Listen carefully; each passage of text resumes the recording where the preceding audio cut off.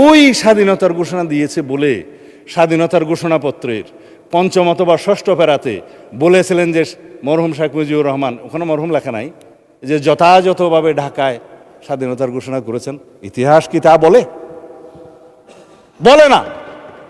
সারা বিশ্ব স্বীকৃত যেটা শহীদ রাষ্ট্রপতি জিয়াউর রহমান 26 তারিখে অর্থাৎ 25 তারিখের দিনগত রাতের 26 তারিখের প্রথম প্রহরে যেটা উই রিভোল্ট বলে স্বাধীনতার ঘোষণা দিয়েছিলেন। তারপরে 27 তারিখ, সেই জন্যই বাংলাদেশের স্বাধীনতা দিবস 26 তারিখ। তারপরে 27 তারিখে তিনি কালুরঘাট বেতার কেন্দ্র থেকে provisional head of the state হিসেবে এই বাংলাদেশের স্বাধীনতা ঘোষণা করেন। এরপরে সংশোধিতভাবে on behalf of the national leader Sheikh Mujibur Rahman স্বাধীনতার পক্ষে ঘোষণা করেন। এটা ইতিহাস, আমরা অস্বীকার করি না।